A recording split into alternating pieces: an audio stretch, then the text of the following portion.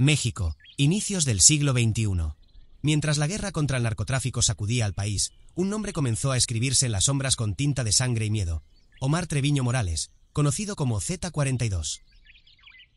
Las calles nocturnas de Tamaulipas y Nuevo León eran patrulladas por camionetas blindadas, escoltadas por sicarios que dejaban una marca de terror en muros y carreteras. Una simple letra, la Z, convertida en sinónimo de muerte. Era el sello del cártel que transformó el crimen organizado en un ejército paramilitar. Pero la historia de Treviño no comenzó con armas ni poder. En su juventud, fue un comerciante informal, un hombre sin estudios que sobrevivía entre empleos menores.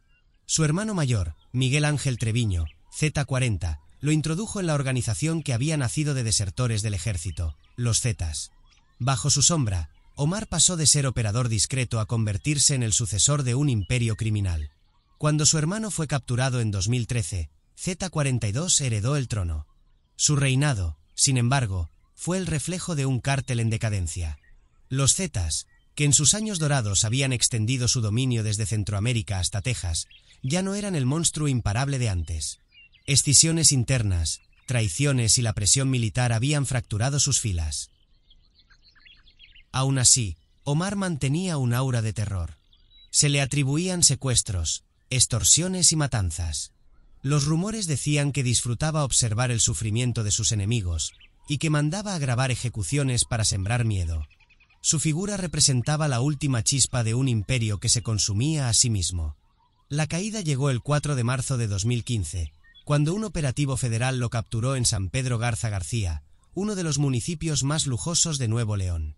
El emperador de los Zetas no cayó en un campo de batalla ni rodeado de sicarios, sino escondido en una casa silenciosa. Sin disparar un solo tiro, el último gran líder del cártel fue reducido a un hombre común, esposado frente a las cámaras. En la frontera norte de México, en el polvoriento territorio de Nuevo Laredo, Tamaulipas, nació una de las familias más temidas en la historia del narcotráfico, los Treviño Morales. Lo que comenzó como una vida común en un municipio atravesado por el comercio y la pobreza, terminó convirtiéndose en una dinastía criminal que marcó a sangre y fuego el mapa del país. Los orígenes familiares. La familia Treviño Morales creció en un entorno dominado por la frontera, ese espacio ambiguo donde las reglas se difuminan y los negocios ilícitos encuentran su caldo de cultivo.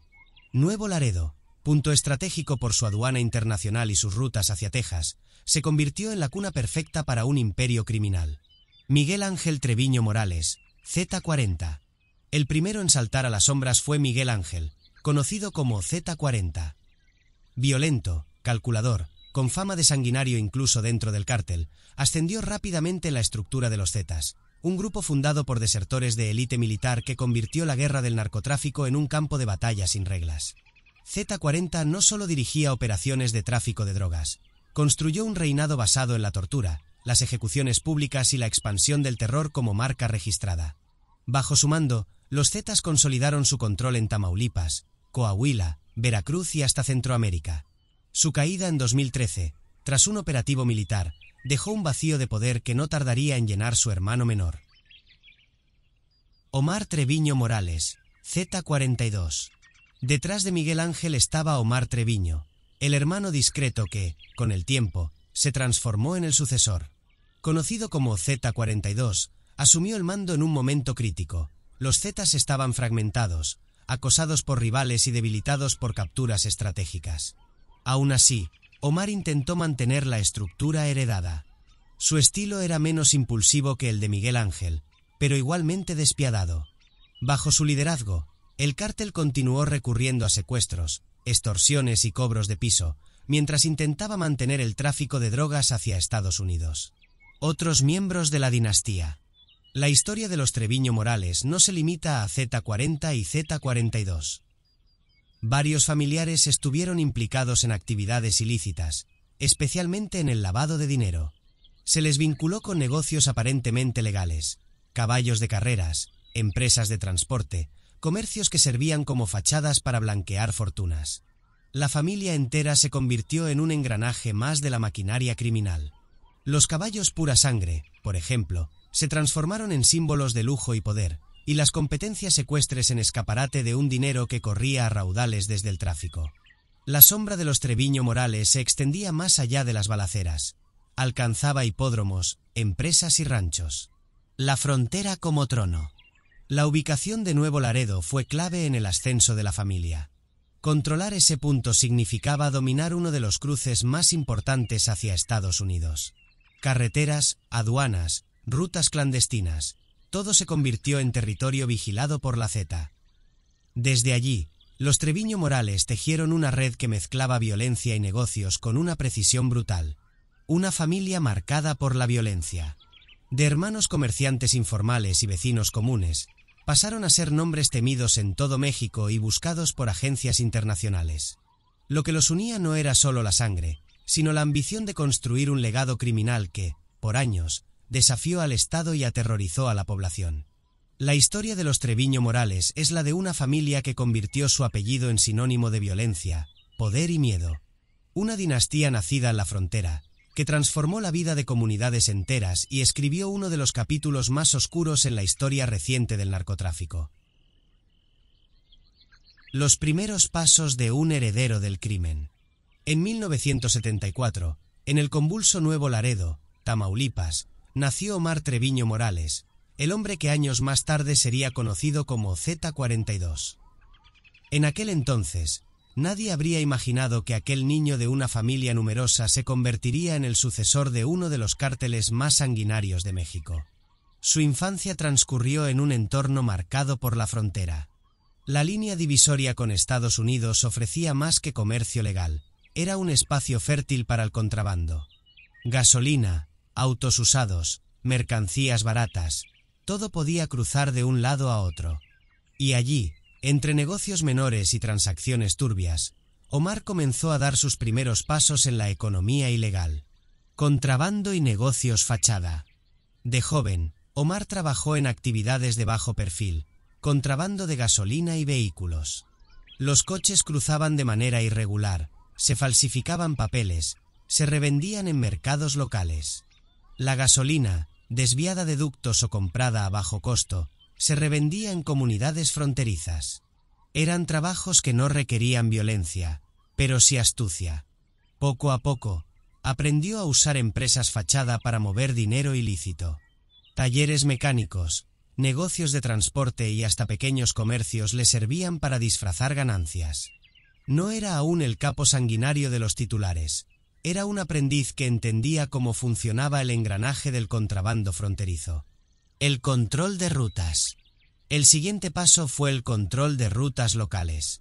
En un lugar como Nuevo Laredo, dominar una calle, una aduana o un camino de terracería podía significar millones en ganancias. Omar empezó a consolidar influencia en sectores donde el flujo de mercancías ilegales era constante. Ese control le dio un nombre y lo acercó a círculos de mayor poder. La sombra del hermano mayor. Pero el punto de quiebre en su vida llegó de la mano de su hermano, Miguel Ángel Treviño Morales, Z40. Ya dentro de la estructura de los Zetas, Miguel arrastró a Omar hacia un mundo donde el contrabando era apenas la base. Allí, el negocio no era solo mover gasolina o autos, era tráfico de drogas, armas y control territorial a sangre y fuego. Omar, bajo la tutela de su hermano, aprendió las dinámicas de un grupo que combinaba entrenamiento militar con brutalidad sin límites. Fue Miguel quien lo introdujo en las redes del narcotráfico, y fue allí donde Omar dejó de ser un contrabandista para transformarse en un operador. El aprendiz que esperaba su turno.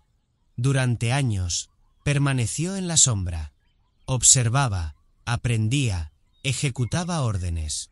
Su papel era secundario, pero fundamental. Omar entendía la importancia de las finanzas, del lavado de dinero y del movimiento silencioso de recursos. Mientras Miguel se ganaba la reputación de sanguinario, Omar consolidaba el papel de estratega financiero y operador logístico. En las calles de Nuevo Laredo, los rumores hablaban de un Treviño menos visible, pero igual de calculador. Su nombre todavía no infundía el terror que más tarde provocaría, pero ya se tejía la leyenda de un hombre que estaba construyendo los cimientos de su propio poder. De los autos ilegales y la gasolina contrabandeada, Omar pasó a manejar operaciones que alimentaban a un monstruo mucho mayor, el cártel de los Zetas. Sus primeros pasos no fueron los de un líder imponente, sino los de un aprendiz que caminaba sobre la frontera entre lo cotidiano y lo criminal, esperando el momento de heredar un trono manchado de sangre. La historia de los Zetas comienza en la década de los 90, en una frontera desbordada por el tráfico de drogas y la corrupción.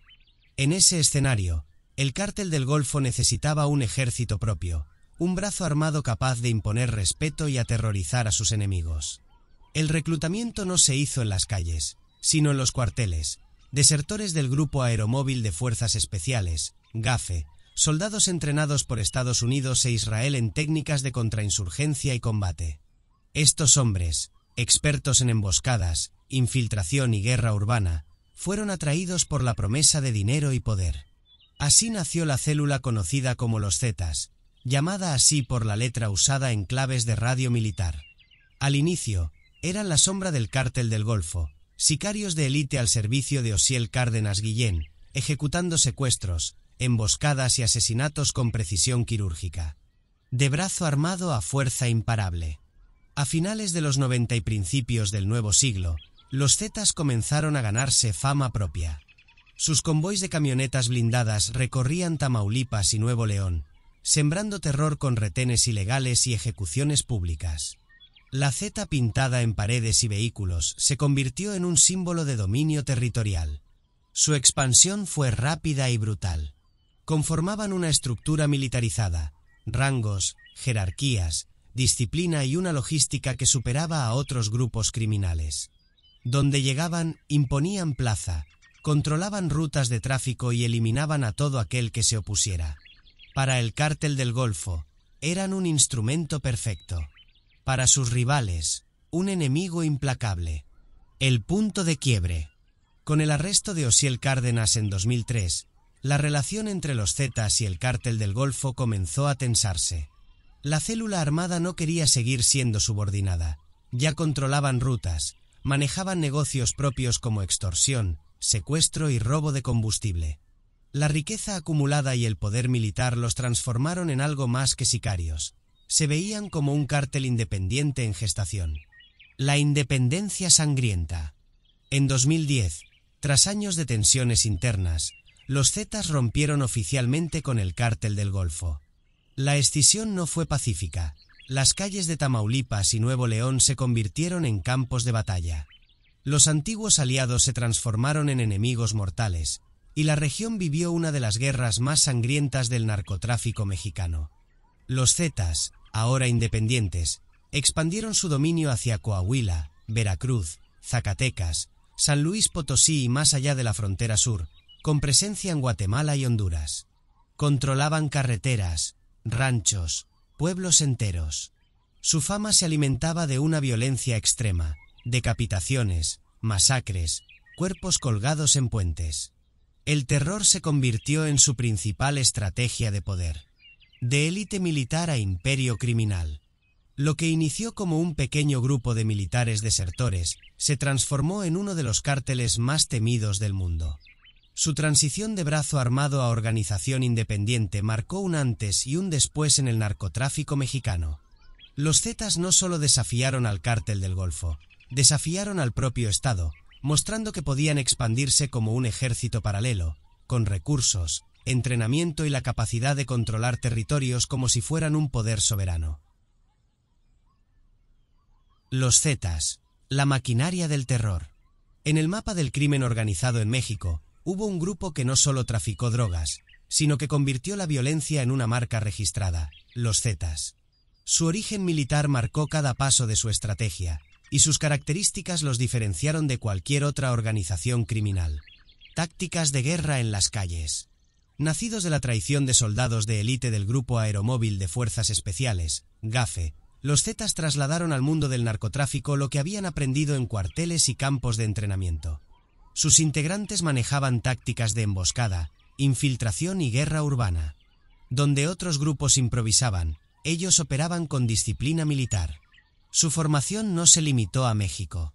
Algunos recibieron entrenamiento en Estados Unidos y Guatemala, donde reforzaron conocimientos en inteligencia, manejo de armas de alto poder y contrainsurgencia.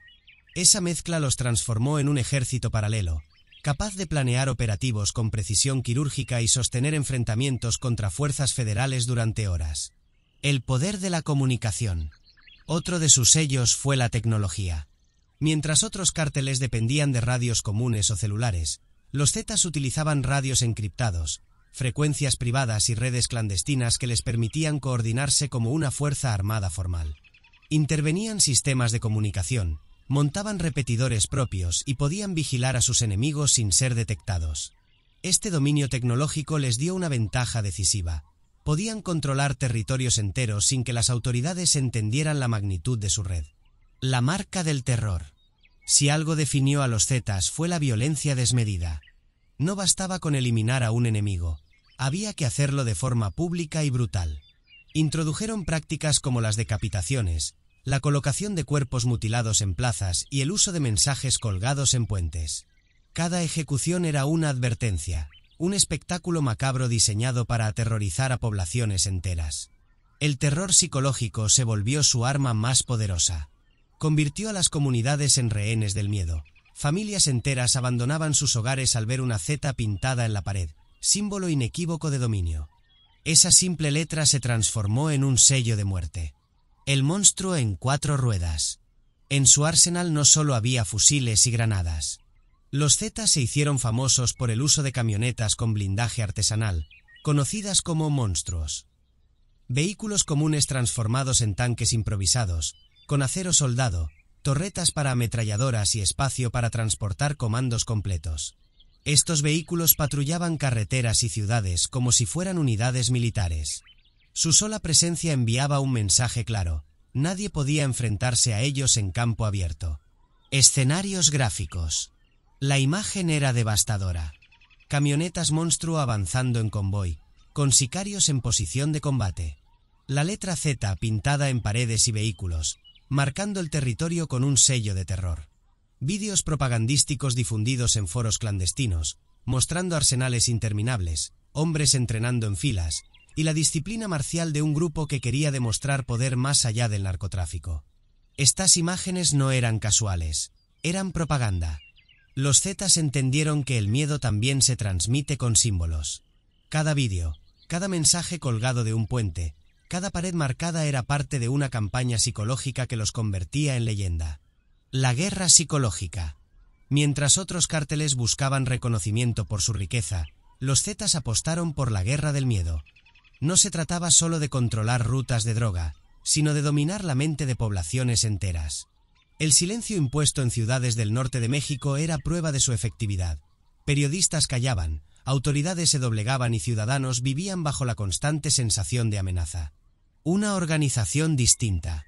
En menos de 2 décadas, los Zetas se transformaron de un pequeño grupo de desertores a una organización criminal multinacional. Su combinación de tácticas militares, tecnología avanzada y violencia mediática los hizo únicos. No eran simples traficantes, eran una estructura paramilitar con presencia en múltiples estados y en países vecinos. Su firma estaba en todas partes, en la letra Z pintada en una pared, en un convoy de camionetas blindadas, en un cuerpo colgado de un puente. Esa firma definió un estilo que cambió para siempre la historia del crimen organizado en México. El ascenso de Z-42, la herencia del terror. El 15 de julio de 2013, la captura de Miguel Ángel Treviño Morales, Z-40, marcó un punto de quiebre en la historia del crimen organizado en México. El hombre que había convertido a los Zetas en sinónimo de crueldad fue arrestado por la Marina en un operativo relámpago. Su caída dejó un vacío de poder que amenazaba con fracturar al grupo más sanguinario del país. En esa grieta apareció su hermano menor, Omar Treviño Morales, Z-42. Hasta entonces, había sido un operador discreto, conocido por manejar rutas locales, coordinar el lavado de dinero y mantenerse a la sombra de Miguel. Pero con la caída del líder, Omar heredó el trono y la responsabilidad de sostener un imperio en decadencia. El estilo de Z-42.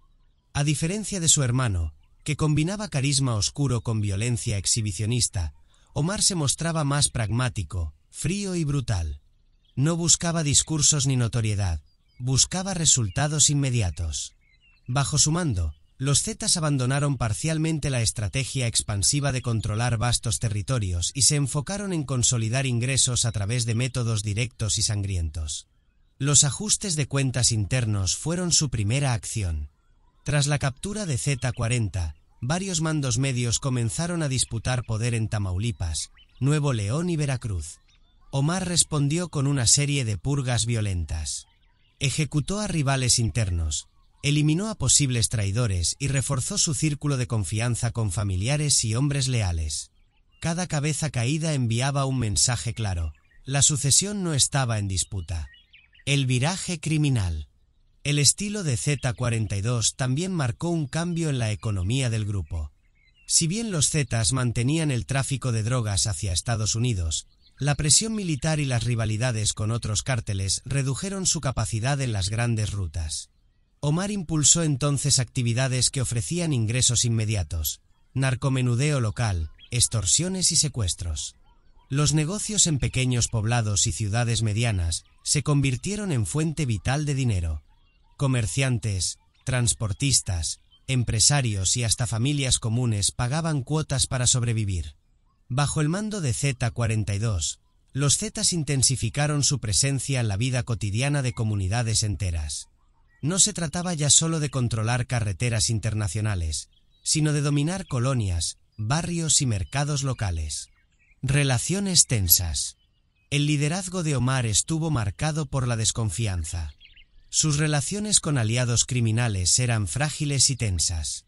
Grupos que alguna vez habían cooperado con los Zetas, desde remanentes del Golfo hasta células locales, comenzaron a dudar de la capacidad de Z-42 para mantener la cohesión. Omar no tenía el magnetismo de Miguel ni la visión expansiva de los fundadores. Su estilo pragmático imponía miedo, pero no lealtad. Los pactos eran efímeros, y los enfrentamientos con antiguos socios se multiplicaban. El territorio Z se convirtió en un mosaico de alianzas rotas, con plazas peleadas a sangre y fuego. La maquinaria de violencia. En este periodo, la violencia no disminuyó. Por el contrario, se volvió más descontrolada y directa. Los Zetas bajo Z-42 siguieron utilizando tácticas de terror psicológico: cuerpos colgados de puentes, decapitaciones, mensajes firmados con la letra Z. Pero a diferencia de su hermano, que usaba la violencia como espectáculo, Omar la empleaba como herramienta inmediata de control. Las camionetas blindadas improvisadas, conocidas como monstruos, seguían circulando por carreteras de Tamaulipas y Coahuila. Los vídeos propagandísticos continuaban apareciendo, mostrando armas largas, entrenamientos y convoys armados. Pero la organización ya no proyectaba la imagen de expansión imparable, proyectaba la de un grupo atrincherado, decidido a resistir a cualquier costo. El nuevo rostro de los Zetas. El ascenso de Z-42 no significó un renacimiento, sino una mutación. El cártel pasó de ser un ejército con aspiraciones territoriales a una organización fragmentada, sostenida por el miedo local y la brutalidad cotidiana.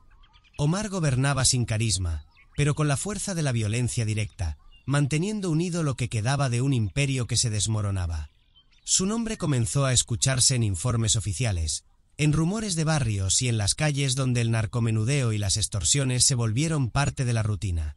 Z-42 se había convertido en el último emperador de un cártel que, aunque herido, todavía imponía terror en amplias zonas del país. Omar Treviño Morales, Z-42, un liderazgo débil. Cuando Omar Treviño Morales, Z-42, asumió el mando de los Zetas tras la captura de su hermano Miguel Ángel, Z-40, heredó un imperio criminal herido. Los Zetas, que bajo Heriberto Lazcano y Z-40 habían alcanzado su punto máximo de terror y poder, ya estaban en un proceso de descomposición. Lo que Omar recibió no fue un trono consolidado, sino un mosaico de plazas disputadas, células divididas y una organización corroída por la violencia interna. La sombra de los gigantes. Comparado con sus predecesores, Omar carecía del perfil que distinguía a los grandes jefes Zetas. Heriberto Lazcano, el Lazca, había sido el fundador, un exmilitar que convirtió a un puñado de desertores en un ejército paramilitar. Z-40, su propio hermano, llevó la crueldad al extremo, construyendo la reputación de los Zetas como el cártel más sanguinario de México. Z-42, en cambio, nunca alcanzó esa notoriedad. No tenía la visión estratégica de Lazcano ni el carisma oscuro de Z-40. Era pragmático y calculador, pero sin la capacidad de proyectar liderazgo hacia una organización que se alimentaba del miedo y la obediencia. La fragmentación del imperio. Bajo su mando, la fragmentación del cártel se aceleró. Los Zetas comenzaron a dividirse en células autónomas que operaban sin coordinación central. Cada plaza, cada región, actuaba como un feudo independiente, obedeciendo más a intereses locales que a órdenes de una cúpula. Esa falta de control convirtió al grupo en una hidra desordenada, múltiples cabezas que atacaban sin estrategia común.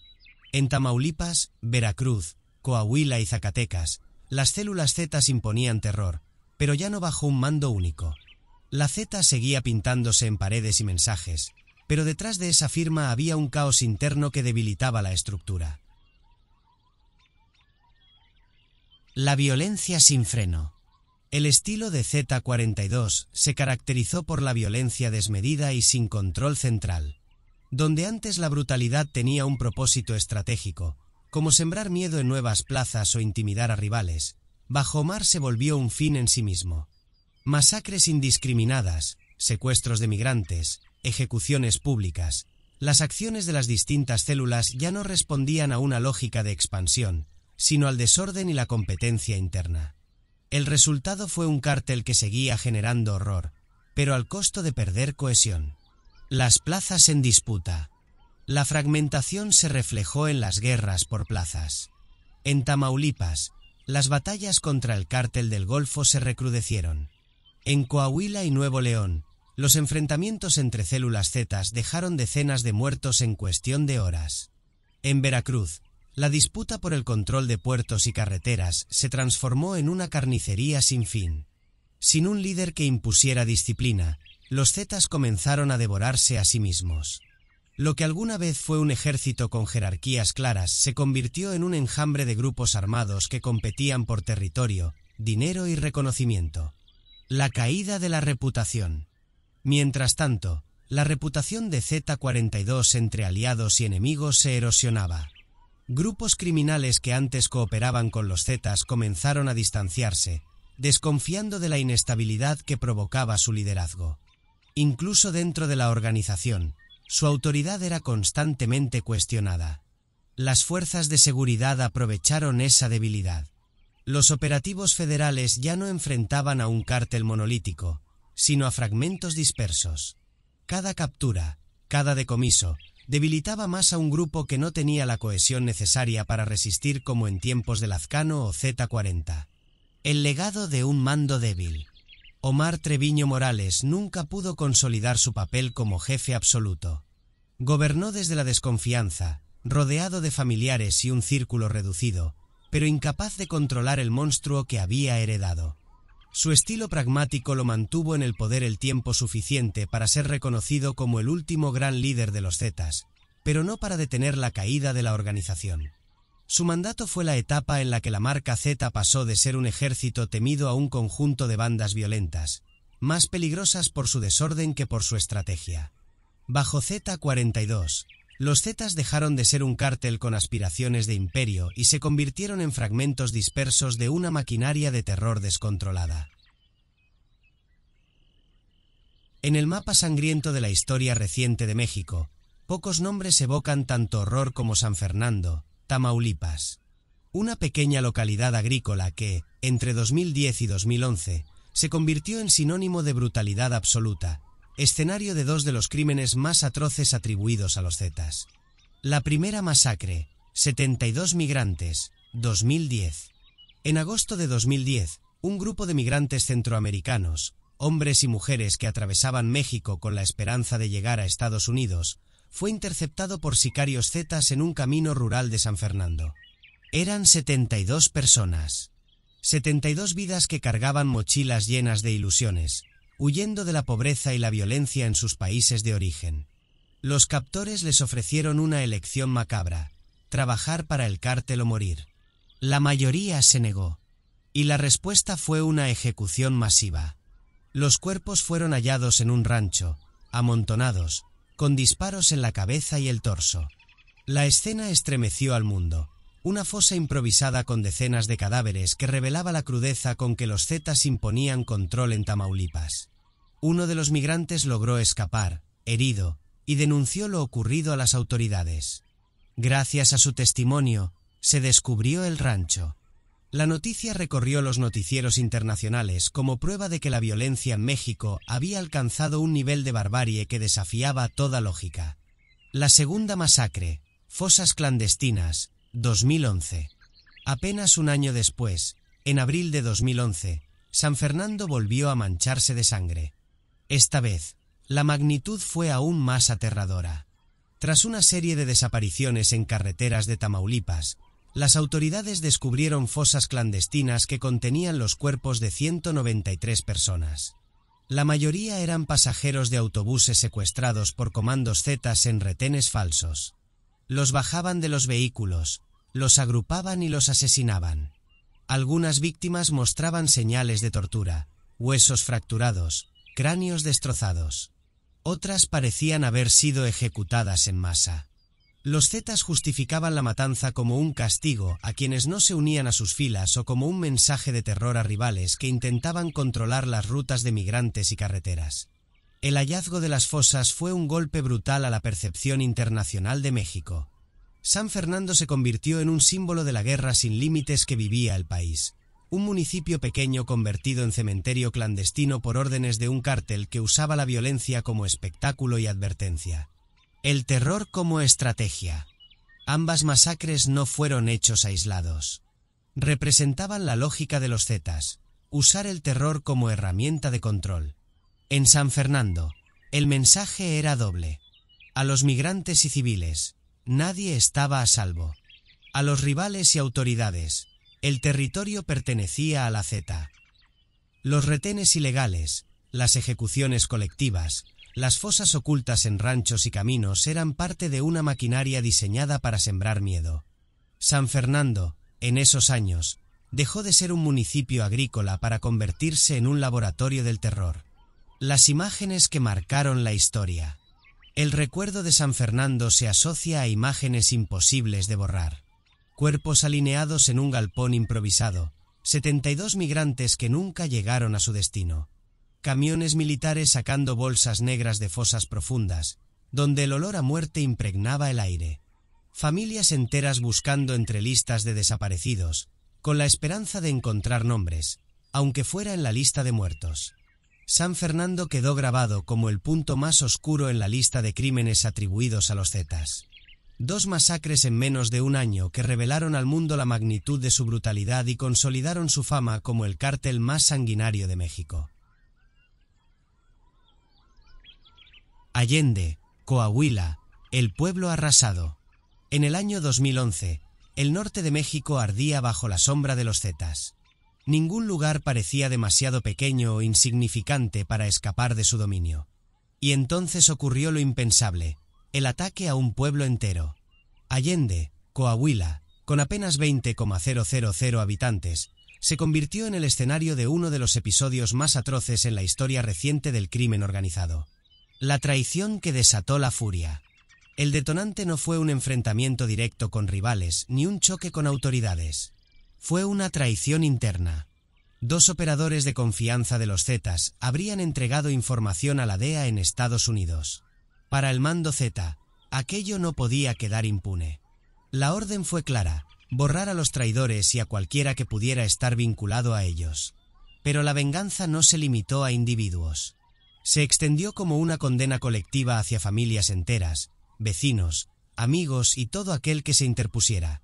Allende fue señalado en el mapa como el objetivo de una represalia ejemplar. El ataque al pueblo. Durante días, convoys de camionetas con hombres armados entraron y salieron del municipio. No eran visitas furtivas, eran incursiones abiertas, con armas largas, radios encriptados y maquinaria pesada. Casas enteras fueron derribadas con retroexcavadoras. Familias completas fueron sacadas a la fuerza y desaparecidas. Los zetas convirtieron a Allende en un campo de exterminio. Las calles del centro quedaron desiertas. El miedo paralizó a los habitantes que aún permanecían. En barrios enteros, viviendas quedaron reducidas a escombros, testigos mudos de un castigo que iba más allá de cualquier lógica criminal. Los desaparecidos. Las cifras estremecen. Más de 300 personas desaparecidas en cuestión de días. Hombres, mujeres, ancianos, niños. Nadie estaba a salvo. Los nombres de las familias más conocidas del municipio se borraron de un golpe. A diferencia de otras masacres, en Allende no quedaron decenas de cuerpos amontonados como prueba. La estrategia fue distinta: borrar todo rastro. Muchos fueron incinerados, otros enterrados en fosas clandestinas, otros simplemente esfumados. La ausencia se convirtió en la marca del crimen. El silencio cómplice. Lo más aterrador fue el silencio. Durante meses, casi nadie habló. Las autoridades locales, estatales y federales reaccionaron tarde y con tibieza. Los habitantes sobrevivientes guardaron silencio por miedo. Los Zetas seguían allí, vigilando, marcando con la Z paredes y ruinas como recordatorio de su poder absoluto. Las casas derrumbadas permanecieron como heridas abiertas. Las calles vacías, los negocios cerrados, los escombros en lugares donde antes había vida familiar, eran prueba del castigo colectivo. Escenas del horror. Los relatos que más tarde saldrían a la luz describían escenas propias de una guerra. Camionetas con hombres encapuchados recorriendo las calles sin oposición. Retroexcavadoras reduciendo a polvo viviendas enteras, mientras los gritos de los vecinos se apagaban en la noche. Familias completas subidas a la fuerza en vehículos, sin que nadie volviera a verlas. Allende dejó de ser un pueblo, se convirtió en un vacío, un lugar donde la memoria de cientos fue borrada a la fuerza. El impacto en la región. El ataque a Allende fue más que una masacre, fue un mensaje. Los Zetas demostraron que podían ejercer un nivel de violencia que iba más allá de la lógica del narcotráfico. No se trataba de controlar una ruta o enviar un aviso a un rival. Se trataba de aplastar, de demostrar que la traición se pagaba con la destrucción total. En la región, el efecto fue inmediato. Comunidades vecinas vivieron con el miedo de ser las siguientes. La imagen de casas reducidas a polvo y de familias enteras desaparecidas quedó grabada en la memoria colectiva. El pueblo fantasma. Con el paso del tiempo, Allende fue descrito como un pueblo fantasma. Muchas familias huyeron. Otras permanecieron, pero bajo la sombra de la ausencia. En las calles se sentía el peso de lo no dicho, de lo borrado. Las paredes marcadas con la letra Z, los terrenos baldíos donde antes había hogares y el recuerdo de cientos de desaparecidos convertían al municipio en un monumento viviente al terror. Otras atrocidades. Fuego y ácido bajo la marca Z. En la cronología de violencia que marcó a México en la segunda década del siglo XXI, los Zetas dejaron huellas imborrables. No solo dominaron territorios con armas y secuestros, convirtieron la crueldad en su lenguaje y el terror en su firma. Entre sus atrocidades más recordadas, dos ejemplos sobresalen como símbolos de horror: el incendio en el Casino Royal de Monterrey y el uso de cocinas para desaparecer cuerpos. El Casino Royal, Monterrey en llamas. Era la tarde del 25 de agosto de 2011 cuando un comando armado irrumpió en el Casino Royal, en Monterrey, Nuevo León. El ataque no buscaba ganar una plaza ni eliminar rivales. Era un acto de intimidación. Los dueños del casino se habían negado a pagar una cuota de extorsión. La respuesta fue inmediata y brutal. Los sicarios ingresaron con garrafones de gasolina, rociaron el lugar y le prendieron fuego sin dar oportunidad a los presentes de escapar. Las llamas se propagaron en segundos. Los clientes, en su mayoría mujeres y adultos mayores, quedaron atrapados en un edificio sin salidas de emergencia funcionales. El resultado fue devastador: 52 muertos. Cuerpos calcinados, gritos apagados por el humo, familias enteras destrozadas por una venganza criminal.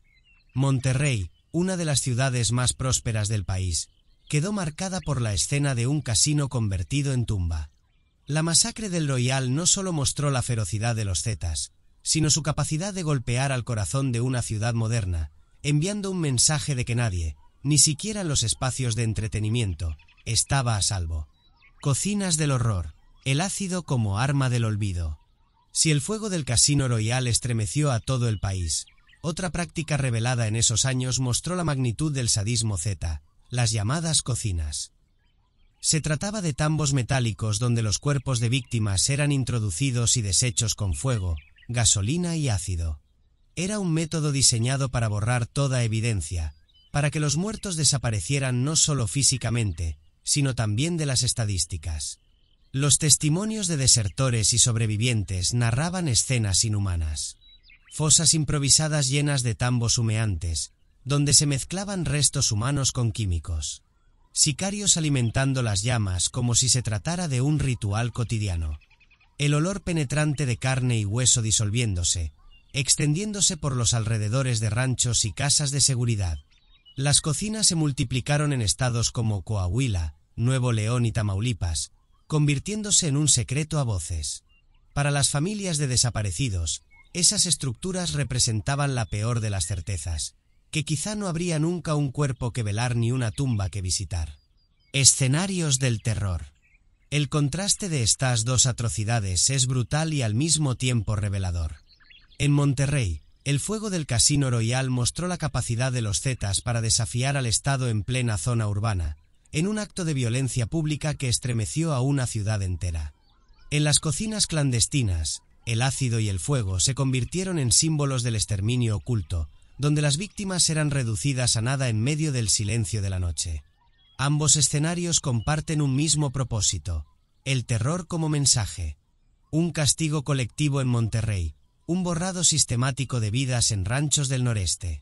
El legado de las atrocidades.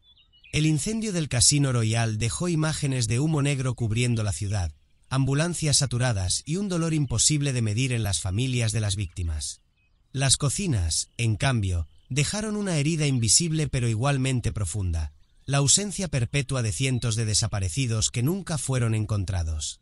Fuego y ácido. Espacios públicos arrasados y lugares secretos de exterminio. Dos caras distintas de la misma maquinaria de horror que convirtió a los Zetas en el sinónimo más brutal del crimen organizado en México. En el engranaje criminal de los Zetas, la violencia era su rostro, pero el narcotráfico era su sangre. La maquinaria no funcionaba sin el flujo constante de drogas que alimentaba las rutas hacia Estados Unidos, y con ellas, las cuentas millonarias que sostenían la expansión del cártel. Rutas del norte, el corredor de sangre. Las rutas hacia Estados Unidos eran el tesoro más codiciado. Desde Tamaulipas, cruzando por ciudades fronterizas como Nuevo Laredo, Reynosa y Matamoros, los Zetas construyeron su base de poder.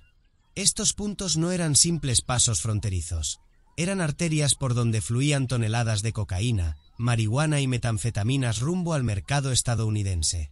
El corredor se extendía hacia el interior. Coahuila servía de zona de tránsito, con carreteras largas y desérticas que facilitaban el movimiento de convoys sin ser detectados.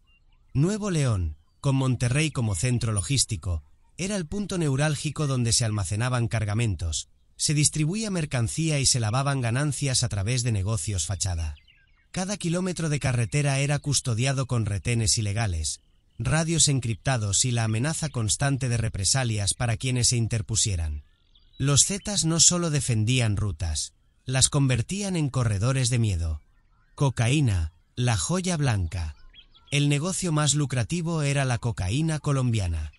Aliados con organizaciones sudamericanas, los Zetas se convirtieron en intermediarios clave para introducir la mercancía en territorio estadounidense. Desde pistas clandestinas en Centroamérica hasta las bodegas del norte de México, la ruta estaba minuciosamente controlada. Los cargamentos llegaban en avionetas, barcos pesqueros o tráileres disfrazados de transporte comercial. En cada etapa, había operadores Zetas vigilando, cobrando cuotas y garantizando que la mercancía siguiera su curso. La cocaína no solo financiaba armas y vehículos blindados, era el motor que les permitió expandirse como un ejército paralelo. Metanfetaminas, el oro químico. Si la cocaína era el tesoro importado, las metanfetaminas eran el producto fabricado en casa. Los Zetas aprovecharon la dispersión geográfica de sus células para instalar laboratorios clandestinos en zonas rurales y urbanas, desde ranchos en Coahuila hasta casas discretas en Monterrey. Las metanfetaminas ofrecían algo que la cocaína no: control total de la producción. No dependían de socios colombianos ni de largas rutas marítimas. Podían fabricar, empaquetar y distribuir. El negocio creció con rapidez, abasteciendo no solo al mercado interno mexicano, sino también a consumidores estadounidenses que pagaban cifras exorbitantes por el cristal Z. El modelo paramilitar del negocio. La forma en que los Zetas administraban el narcotráfico reflejaba su origen militar. La estructura era piramidal, con comandantes de plaza que respondían a jefes regionales, quienes a su vez estaban bajo la línea directa de la cúpula. Cada plaza tenía la responsabilidad de garantizar el flujo de droga, cobrar cuotas a quienes usaban las rutas y mantener la disciplina con mano de hierro. El incumplimiento se pagaba con la vida. Los Zetas no aceptaban pérdidas. Cada kilo debía ser entregado, cada dólar debía contabilizarse. El narcotráfico era tratado como una campaña militar donde no había espacio para errores. Escenarios gráficos. La economía criminal de los Zetas puede describirse con imágenes que parecen salidas de una película de guerra. Carreteras del norte, convoys de camionetas blindadas, con hombres armados protegiendo cargamentos ocultos en dobles fondos. Bodegas en Monterrey y Saltillo, montañas de paquetes envueltos en cinta, con sellos improvisados que distinguían cada envío. Laboratorios clandestinos, tambos burbujeando químicos, mascarillas improvisadas y un olor penetrante que impregnaba la tierra. Fronteras vigiladas, casas de seguridad cerca de puentes internacionales, con ventanas cubiertas y radios transmitiendo claves encriptadas. Cada escena muestra cómo el narcotráfico no era solo una actividad secundaria, era la base que alimentaba todas las demás ramas de la organización. En el universo criminal de los Zetas, el dinero no provenía únicamente de las rutas de droga hacia Estados Unidos. Una parte fundamental de su poder se cimentó en la explotación directa de la población. Extorsión y secuestro fueron dos pilares que convirtieron al miedo en un negocio rentable, tan eficaz como cualquier cargamento de cocaína. El derecho de piso. Bajo la consigna de que nada podía moverse en sus territorios sin autorización, los Zetas impusieron el derecho de piso. Comerciantes, empresarios, transportistas y hasta vendedores ambulantes eran obligados a pagar cuotas para poder trabajar. En ciudades como Nuevo Laredo, Reynosa o Veracruz, los emisarios Zetas recorrían mercados, negocios y fábricas con listas en mano. El mensaje era directo: pagas o cierras, pagas o mueres. Los pagos se realizaban semanal o mensualmente, dependiendo del tamaño del negocio. Desde una pequeña tienda de abarrotes hasta cadenas de transporte internacional, todos quedaban bajo la misma regla. Los Zetas convirtieron este modelo en una estructura económica paralela. Impuestos criminales que transformaban ciudades enteras en territorios bajo dominio financiero. El dinero recaudado no solo servía para sostener la maquinaria armada, sino para alimentar la percepción de que nadie podía escapar a su control. El secuestro como industria. Si la extorsión dominaba la vida cotidiana, el secuestro era la herramienta más brutal para financiarse. Los Zetas no se limitaban a casos aislados. Perfeccionaron la práctica hasta convertirla en una industria del terror. En carreteras federales, sobre todo en Tamaulipas y Coahuila, organizaban retenes falsos. Autobuses completos eran detenidos. Los pasajeros eran separados, interrogados y seleccionados. Algunos eran asesinados en el acto, otros, trasladados a casas de seguridad. Allí comenzaba la negociación, llamadas a familiares, exigencias de rescate, amenazas con fotografías o grabaciones de las víctimas. Los secuestros no siempre terminaban en libertad. En muchos casos, aun con el pago del rescate, los cautivos desaparecían. Sus familias quedaban atrapadas en la doble condena, la pérdida y la incertidumbre. Escenarios gráficos del terror. El impacto de estas prácticas se refleja en imágenes imposibles de olvidar. Tiendas con persianas bajas en mercados enteros, cerradas porque no podían pagar el derecho de piso. Autobuses varados en medio de la nada, con pasajeros aterrorizados siendo obligados a descender bajo la mira de fusiles. Casas de seguridad improvisadas, con habitaciones llenas de colchones viejos, teléfonos sonando día y noche, y víctimas esperando un destino incierto. Cada escena muestra cómo el dinero obtenido a través de la extorsión y el secuestro no era casualidad, sino parte de un sistema económico perfectamente diseñado. La economía del miedo. Con la extorsión, los Zetas dominaron la economía formal e informal de pueblos y ciudades. Con el secuestro, transformaron las carreteras y comunidades en espacios de terror permanente. El resultado fue un flujo constante de dinero manchado de dolor. No eran solo criminales dedicados al narcotráfico, eran un sistema económico paralelo, sostenido por el cobro sistemático a civiles y por la industria de los secuestros masivos. Una economía construida sobre el miedo y la sangre de miles de familias. Si las armas y la violencia eran la cara visible de los Zetas, el lavado de dinero era su sombra silenciosa, el engranaje que permitía transformar la sangre en riqueza legal. En un mundo donde las fortunas criminales podían desaparecer con una sola redada, ocultar millones se volvió tan vital como traficar droga o dominar territorios. El Ur Ranch, caballos y dólares. Uno de los ejemplos más escandalosos fue el de El Ur Ranch, propiedad vinculada a Miguel Ángel Treviño Morales, Z40. A simple vista, se trataba de un rancho dedicado a la crianza y exhibición de caballos cuarto de milla en Estados Unidos. Pero detrás de los establos lujosos, de los potros con nombres rimbombantes y de los campeonatos ecuestres, se movían millones de dólares en efectivo provenientes del narcotráfico. Las competencias hípicas ofrecían el escenario perfecto.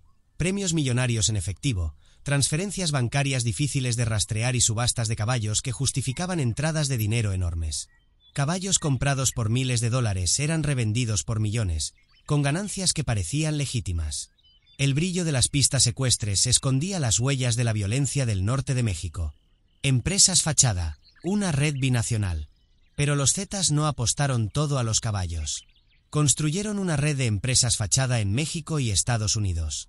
Gasolineras, constructoras, restaurantes, empresas de transporte, negocios que a primera vista parecían comunes, pero que servían como conductos para introducir capitales ilícitos al sistema financiero. En México, pequeños comercios recibían inyecciones de efectivo que no correspondían a su tamaño real. En Estados Unidos, sociedades limitadas en Texas y Oklahoma servían como pantallas para mover dinero en bancos y justificar compras millonarias. Los dueños en papeles eran prestanombres, mientras que en la sombra todo pertenecía a la estructura Z. Escenarios gráficos del dinero sucio. El lavado de dinero no tenía el estruendo de un enfrentamiento ni el horror de una masacre, pero sus imágenes eran igual de poderosas. Caballos majestuosos desfilando en pistas iluminadas, mientras billetes del narcotráfico se transformaban en trofeos legítimos. Restaurantes semivacíos en ciudades del norte, reportando ganancias millonarias que nadie podía explicar. Despachos de abogados y contadores redactando contratos impecables, legitimando capitales que provenían de secuestros, droga y extorsiones. Cada escenario mostraba cómo el crimen se disfrazaba de negocio. La maquinaria financiera de los Zetas. El lavado de dinero no era un simple complemento, era la columna que sostenía el imperio Z. Sin él, millones en efectivo hubieran quedado atrapados en bodegas o ranchos, vulnerables a decomisos. Con él, esos millones se convertían en caballos premiados, terrenos en Texas, empresas en Monterrey, inversiones en bancos. La organización criminal que sembraba terror en carreteras y pueblos también era capaz de desfilar en ferias ecuestres, inaugurar negocios y depositar cheques con apariencia legal. La brutalidad convivía con la sofisticación financiera. Z42 y la propaganda del miedo. Cuando Omar Treviño Morales, Z42, asumió el mando de los Zetas, comprendió que el poder no se sostenía únicamente con armas o dinero. La clave estaba en controlar la mente de enemigos, autoridades y población. Para eso, perfeccionó la propaganda del miedo. Escenarios de horror público. Bajo su liderazgo, las ejecuciones públicas se convirtieron en un ritual. Calles, plazas y carreteras amanecían con cuerpos colgados de puentes o decapitados frente a edificios oficiales. Cada víctima no era solo un enemigo eliminado, era un mensaje dirigido a todos los demás. Los vídeos difundidos eran parte central de la estrategia. Grabaciones crudas, con hombres encapuchados mostrando armas largas y ejecuciones en tiempo real, circulaban en foros clandestinos y, más tarde, en redes sociales. No buscaban ocultarse, querían que el horror viajara más rápido que las balas. Los mensajes en los cadáveres. Los Zetas de Z42 refinaron una práctica macabra, los narcomensajes clavados en cadáveres. Cartulinas, mantas o papeles escritos con amenazas eran fijados con cuchillos al pecho de las víctimas. Frases cortas, directas, cargadas de sangre, advertencias a rivales, burlas a las autoridades, órdenes a la población. Un cuerpo mutilado se convertía en un cartel humano, un lienzo de terror expuesto para que nadie dudara de quien controlaba la zona. El miedo como moneda. El verdadero valor de esta propaganda no estaba en la violencia en sí, sino en el efecto multiplicador. Una sola ejecución pública podía paralizar a un barrio entero. Un vídeo circulando en la red podía frenar a posibles traidores o sembrar obediencia en comunidades enteras. Z42 no necesitaba estar en cada ciudad. Bastaba con que la gente creyera que su sombra estaba presente. Y para eso, los cuerpos y los mensajes eran su mejor herramienta. Con la llegada de Omar Treviño Morales, Z42, al mando de los Zetas, la violencia alcanzó un nivel que ni siquiera sus predecesores habían imaginado. Si para Heriberto Lazcano la brutalidad era un medio de control, y para Z40 un espectáculo macabro, para Z42 se convirtió en un hábito sin freno. Su sello fue la violencia indiscriminada. El pueblo como objetivo. A diferencia de otros cárteles, que procuraban mantener cierta frontera entre enemigos y población civil, los Zetas bajo Z42 no distinguían a nadie. Comerciantes, migrantes, pasajeros de autobuses, familias enteras, todos podían convertirse en blanco. Las carreteras del noreste se llenaron de retenes falsos donde civiles inocentes eran secuestrados o ejecutados. Comunidades enteras fueron arrasadas, acusadas de proteger rivales o simplemente castigadas para sembrar miedo. La lógica era simple y brutal. Si alguien respiraba en territorio Z, estaba bajo su control absoluto. Escenas de horror colectivo. Los relatos de esos años describen escenas que helaban la sangre. Autobuses detenidos en medio de la nada, pasajeros alineados frente a fusiles sin saber si volverían a casa. Plazas públicas donde amanecían cuerpos mutilados sin importar si eran rivales, vecinos o transeúntes al azar. Pueblos enteros silenciados de golpe, con casas derrumbadas y familias desaparecidas como en Allende, Coahuila. Cada acto no buscaba precisión, sino amplitud, que el miedo se expandiera como pólvora, que nadie pudiera sentirse seguro. Rechazo y presión. Esa violencia sin límites provocó algo que los Zetas no habían previsto, un rechazo social profundo. En comunidades antes sometidas al silencio, comenzaron a surgir voces que exigían intervención. La población, cansada del terror, se convirtió en informante involuntaria para las autoridades. Al mismo tiempo, la presión del Estado mexicano aumentó. Las masacres indiscriminadas en Tamaulipas, Coahuila y Nuevo León ya no podían ocultarse. Los crímenes de Z42 encendieron alarmas internacionales y forzaron operativos militares de gran escala. La marca del caos. La estrategia del terror sin distinciones terminó por definir el liderazgo de Omar Treviño, un mando débil sostenido por la sangre de inocentes. Cada ataque indiscriminado debilitaba más al cártel, atrayendo la furia de rivales, del gobierno y de la sociedad. Z42 no necesitaba enemigos externos. Los creaba cada vez que ordenaba masacres sin sentido, dejando tras de sí un rastro de miedo, desolación y odio que terminó marcando para siempre el nombre de los Zetas. La captura de Z42. El fin de un imperio de terror. La madrugada del 4 de marzo de 2015, en uno de los municipios más prósperos y seguros de México, se desarrollaba un operativo que pondría fin al reinado del último gran líder de los Zetas. En San Pedro Garza García, Nuevo León, territorio de empresarios, familias de élite y residencias de lujo, se escondía un hombre cuya historia estaba escrita con sangre: Omar Treviño Morales, Z42. La inteligencia detrás del golpe. La captura no fue improvisada. Durante meses, las autoridades mexicanas habían trabajado en conjunto con agencias extranjeras, siguiendo cada paso de Z42. Su rutina, sus comunicaciones, sus movimientos financieros. Cada visita a casas de seguridad, cada traslado en vehículos, era registrado.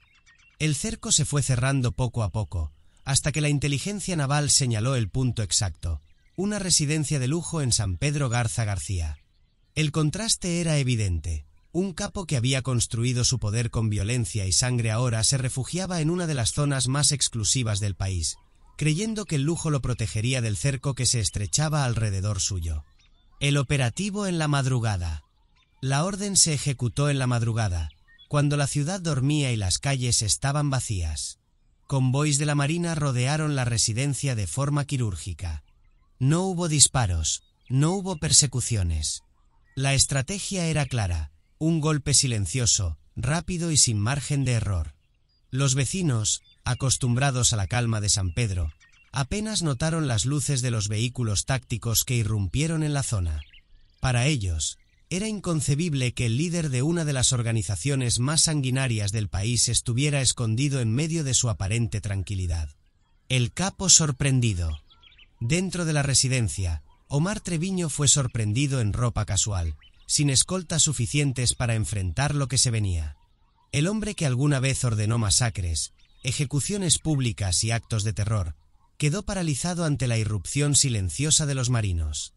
Los testimonios posteriores señalaron que apenas tuvo tiempo de reaccionar. Fue reducido sin disparos, en una operación que contrastaba con la brutalidad de sus crímenes. El capo sanguinario se convertía, en cuestión de segundos, en un prisionero desarmado. Escenarios gráficos del arresto. La captura dejó imágenes grabadas en la memoria de todos. La residencia de lujo sitiada, con marinos entrando como sombras en medio de la madrugada. El capo vestido de calle, sorprendido y sometido sin resistencia. El helicóptero despegando, llevándose a Z-42 lejos de cualquier posibilidad de rescate. Cada escena marcaba un contraste brutal. El poder construido con miedo se derrumbaba en silencio, en un barrio ajeno a la violencia que él mismo había sembrado en otras regiones del país. El traslado inmediato. La operación no podía arriesgarse a un rescate. Una vez detenido, Z-42 fue sacado de la residencia y trasladado en helicóptero. El sonido de las hélices cortando la madrugada marcaba el final de una persecución que había durado años. En cuestión de minutos, el líder de los Zetas estaba bajo custodia federal, lejos de su refugio de lujo y rodeado de un cerco militar imposible de romper. El fin de una era. La captura de Omar Treviño Morales representó el último gran golpe a la cúpula de los Zetas. Con la caída de Heriberto Lazcano en 2012, la detención de Z-40 en 2013 y, finalmente, la de Z-42 en 2015, la estructura de mando del cártel quedó decapitada. El hombre que había gobernado con violencia indiscriminada, que había ordenado secuestros masivos, masacres y extorsiones, fue reducido sin un disparo, en una operación que se convirtió en símbolo del final de un imperio criminal. El helicóptero despegando desde un punto cercano, llevándose al líder que había gobernado con miedo y sangre. Fragmentación y guerra interna. Con la caída de Omar Treviño Morales, Z-42, el último gran líder visible de los Zetas, la organización más temida de México entró en un proceso de desintegración.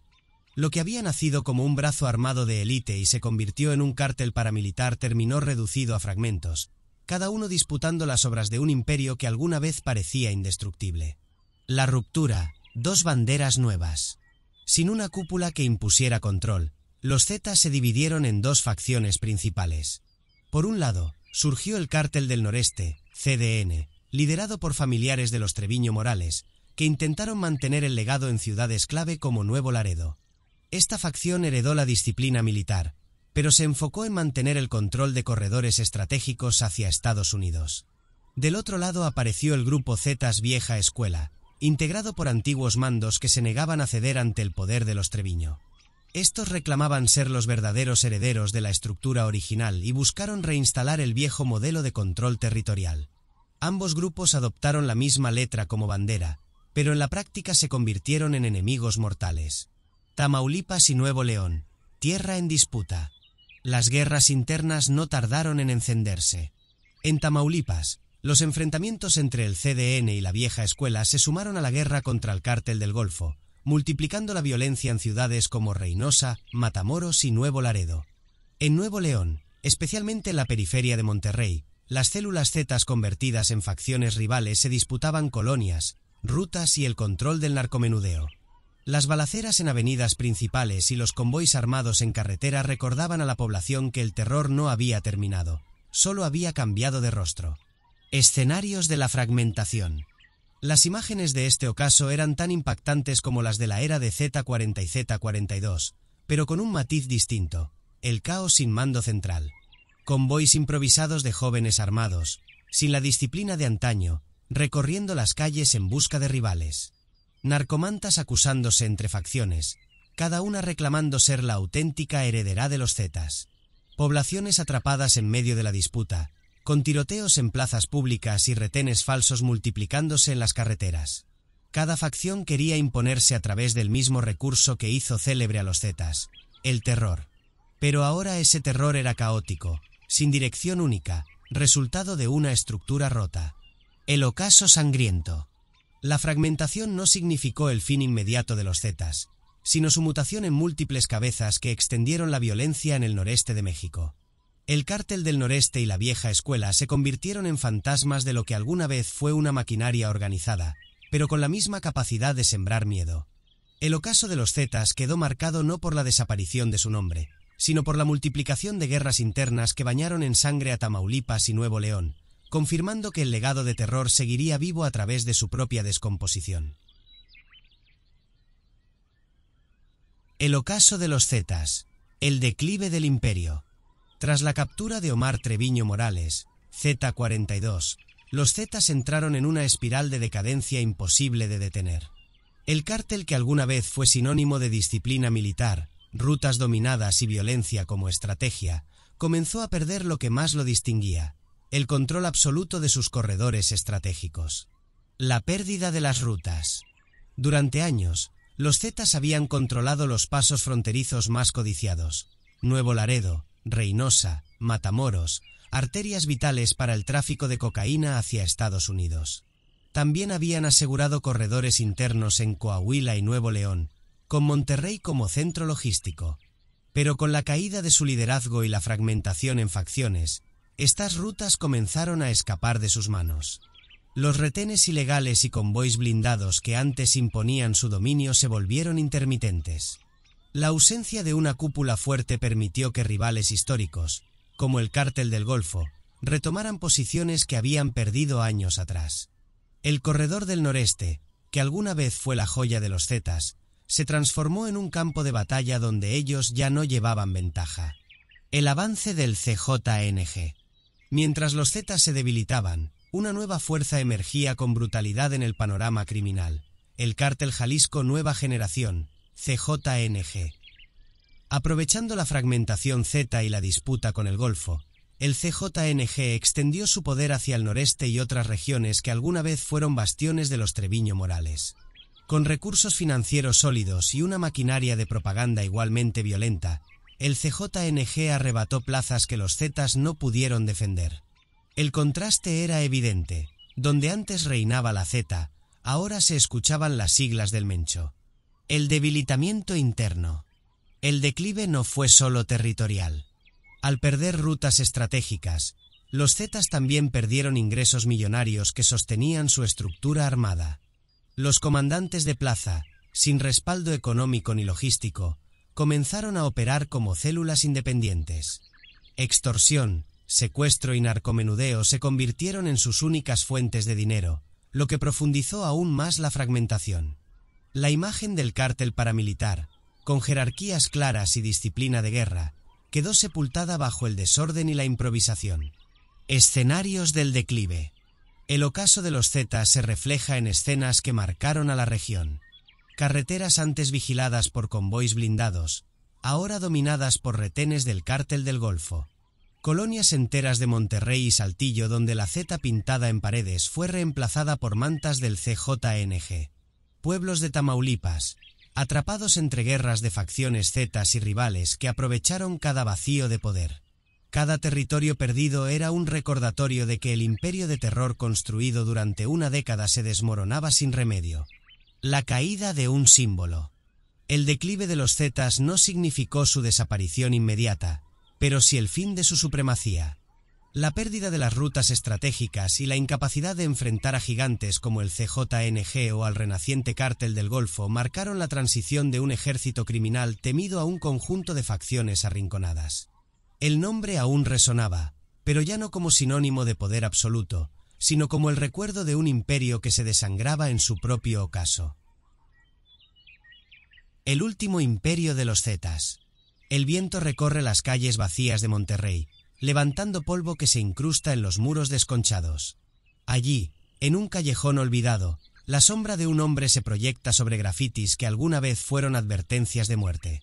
Su nombre, Omar Treviño Morales, resonaba como un rugido en los pasillos de poder del crimen organizado. Era Z42, emperador de los Zetas, dueño de un territorio que se extendía como un mapa de terror a lo largo de México. Pero hoy, el mismo hombre que un día hizo temblar ciudades, camina entre sombras, invisible para quienes antes le rendían homenaje con temor reverencial. Hace años, su nombre bastaba para cerrar mercados, paralizar carreteras y decidir el destino de vidas humanas. Su llegada a la cima no fue casualidad, fue un ascenso meticuloso, calculado, forjado entre traiciones y alianzas rotas. La violencia que ordenaba no era un medio, era un lenguaje, un idioma que hablaba con pistolas, bombas y silencios que helaban la sangre. Cada víctima, cada rival eliminado, era un peldaño hacia la construcción de un imperio que parecía inquebrantable.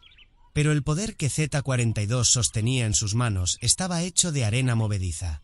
Cada orden ejecutada con precisión, cada territorio tomado por la fuerza, llevaba consigo una semilla de autodestrucción. Los enemigos internos crecían en la sombra, las lealtades se fragmentaban y la sangre derramada empezaba a delinear su propia prisión invisible. El emperador temido, el hombre que parecía imbatible, comenzó a sentir el frío de la soledad. La lealtad de sus soldados se medía más por el miedo que por la admiración, y el respeto se transformó lentamente en desconfianza. Se cuenta que los últimos días de Z42 en libertad transcurrieron entre reuniones secretas y llamadas vigiladas. Los ecos de órdenes antiguas rebotaban en pasillos vacíos, y su mirada, que alguna vez fulminaba como un arma, se posaba ahora sobre papeles y mapas que ya no le pertenecían.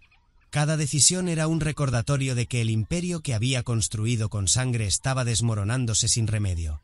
La violencia que había cultivado se volvía contra él en forma de rivalidades internas, traiciones inesperadas y la presión constante de las autoridades. Cuando finalmente fue capturado, Omar Treviño Morales no cayó con el estruendo de un emperador derrotado en batalla, sino con la silenciosa resignación de un hombre consciente de su propia fragilidad. La prisión, fría y gris, no necesitó barrotes más allá de los visibles. El mayor confinamiento era la memoria de su poder, ahora tan efímero como la tinta en un grafiti borrado por la lluvia. El nombre Z42 dejó de ser un grito que paralizaba. Se convirtió en un susurro en los archivos policiales y en los recuerdos de quienes temieron su sombra. La historia de los Zetas y de su último líder visible se resume en un contraste que hiere la imaginación. De emperador absoluto a prisionero silencioso, de calles dominadas por la ley del miedo a celdas donde nadie tiembla ante su presencia. Cada símbolo de su poder, vehículos blindados, mansiones vigiladas, soldados armados hasta los dientes, desapareció, dejando atrás solo el vacío que la violencia inevitablemente crea. Y, como si el tiempo quisiera cerrar el capítulo con un gesto poético, en un muro abandonado de Monterrey se mantiene una Z que alguna vez fue símbolo de terror y dominación. Lentamente, nuevas capas de grafitis la cubren, una sobre otra, borrando el recuerdo de aquel nombre temido, de aquel hombre que pensó que la fuerza era eterna. La pintura fresca se mezcla con la antigua, recordando que todo imperio, por más sanguinario que sea, está destinado a desvanecerse en el olvido. El viento sigue recorriendo las calles vacías. Los ecos de un pasado de violencia persisten en el aire, pero la ciudad continúa su curso. La Z desaparece bajo colores nuevos, y con ella, el último gran capítulo visible de los Z se desvanece silenciosamente, dejando tras de sí una lección silenciosa, implacable y tangible. El poder absoluto, incluso el construido sobre el miedo, es siempre frágil ante la inexorable marcha del tiempo.